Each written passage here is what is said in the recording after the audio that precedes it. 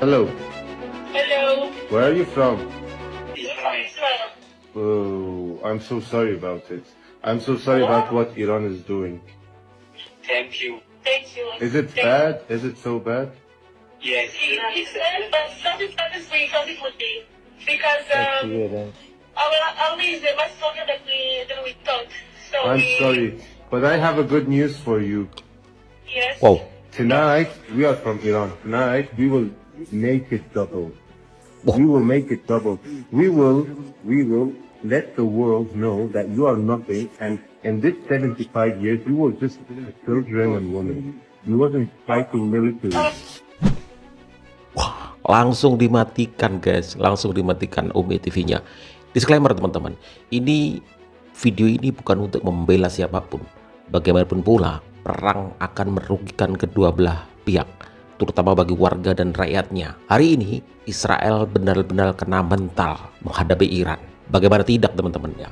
Iron Dome yang dianggap sebagai kubah pelindung bagi serangan-serangan dari luar, sebagai pelindung bagi orang-orang Israel, warga Israel, ternyata ditembus oleh Iran, menyebabkan kerusakan yang sangat luar biasa di Tel Aviv maupun Haifa. Saya berharap perang ini akan segera usai teman-teman. Ini bukan soal kalah ataupun menang, tetapi kerugian dan juga korban jiwa dari kedua belah pihak.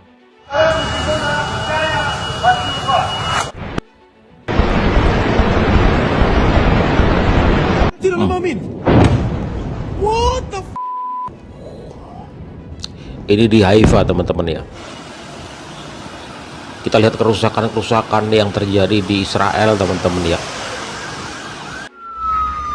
akibat dari misil rudal dari Iran yang bisa tembus dan masuk ke Israel.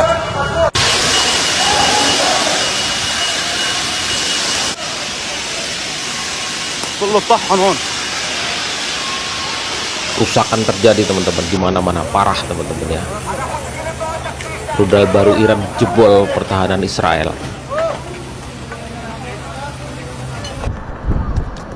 Bukan hanya di malam hari teman-teman, siang hari, malam hari Iran terus melakukan serangan ya. Terlihat kepanikan di Israel ya.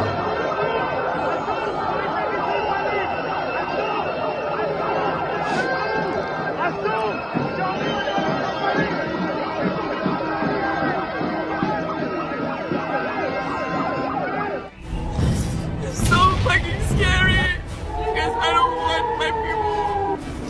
This is so fucking scary. Bener-bener ketakutan ya Come teman-teman on, ya. Iran, get the job done. Keep at it and at it, you know. If you haven't got enough money for the missiles, I'm willing to chip in a bit. I've got a few quid's going spare. I don't mind helping you. Come on, get the job done. Keep at it. Keep at it. Flatten it. You know what I'm talking about. Flatten it. Like Gaza was flattened. You get that job done. You get it done, kidder. Sort the buggers out. Teach them a bloody lesson. Yeah, I'm with you, Iran. You sort them out. Israel minta seluruh dunia jangan cuma diam melihat Israel diserang. Siapa bilang? Kami tidak diam. Kami bersenang-senang. Kami semua kami tidak diam. Kami menikmati ya. Ada yang joget gitu ya, ada yang goyang-goyang, teriak-teriak ya. Wow. Jadi jangan salah paham ya. Warga Yordania ini malah nobar ya. Nobar kan misil atau rudal itu lewat atasnya ya. Yordania untuk menuju Israel itu lewat atasnya. نحن مع أحمد الشرع عمي نحن مع Nobar. Mereka malah nobar itu. They're targeting a hospital. In this hospital, there are patients who are immobile. They can't even move. Right next to it is a children's ward, a baby's ward. You attacked every hospital in Gaza. You held an illegal siege on the Al Nasser hospital in Gaza, and your army at gunpoint forced the staff to abandon their patients, including 9 NICU children who were attached to machines that wouldn't even work because you prevented electricity and power from going into that hospital. Those children were left to die on their own. They starved to death. Dogs ate their bodies. When they went back, they found that insects had infested their corpses. And now you want to appeal to the humanity in people.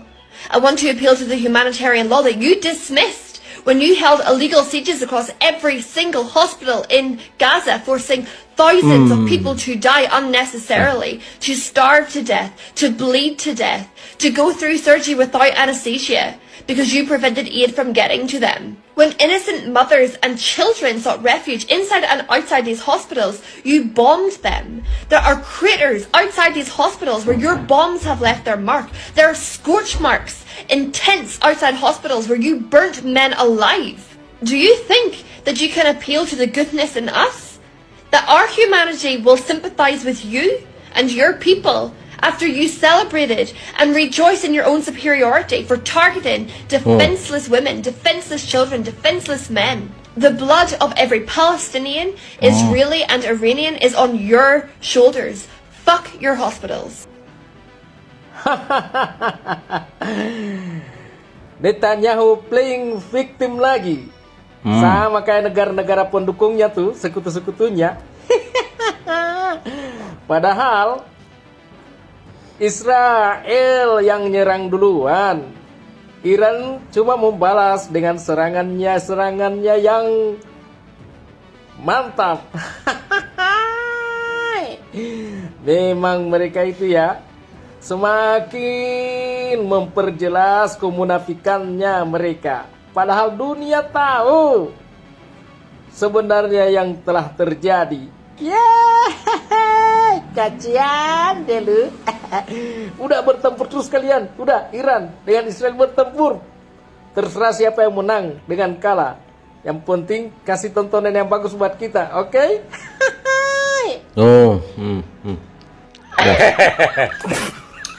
Presiden Israel Bunyamin tukang tahu. Siapa? Benyamin tukang tahu deh tuh. Benyamin Netanyahu, gua nggak tahu deh namanya.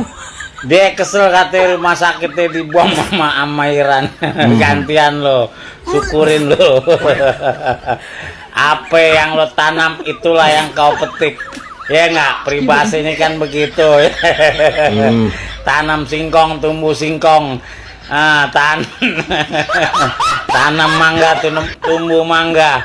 Lagian sih lo sosokan lo. Lu kira negara lo doang yang bisa jajah Palestina? Kirain diserang balik lo, keder lo. Gua namain lo bukan Bunyamin Netanyahu, tapi Bunyamin tukang tahu.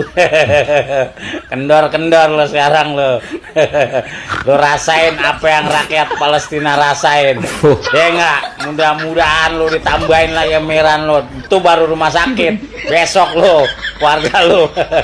Kalau ditanya apa tontonan paling menarik abad ini, ya perang Israel lawan Iran. Selain menarik, ini juga jadi tontonan yang paling mengerikan selama gue hidup. Apalagi presiden kita Pak Prabowo Subianto udah pernah bilang, kalau misalnya konflik Iran lawan Israel ini tetap berlanjut, ya kita tetap kena juga walaupun negara kita non-blok. Bedanya ya matinya lebih lama aja dibanding negara-negara yang punya nuklir. Ya ini kan mengerikan banget, bisa munculin adanya kemungkinan perang dunia ketiga. Apalagi kalau misalnya negara-negara pendukung dari dua negara yang konflik ini udah ikut campur kayak Amerika dan juga Rusia. Ya gue berharap semoga pemimpin-pemimpin dunia termasuk PBB mau turun tangan secara langsung. Jangan cuma omong kosong. Apalagi sekarang Israel udah banyak playing victim. Mereka yang nyerang duluan, mereka yang merasa terzolimi. Ya emang tipikal mereka dari dulu yang gak berubah-berubah. Ya kalau saran dari gue sekarang udah banyak-banyak berdoa aja di zaman yang semakin udah gak karuan kayak gini.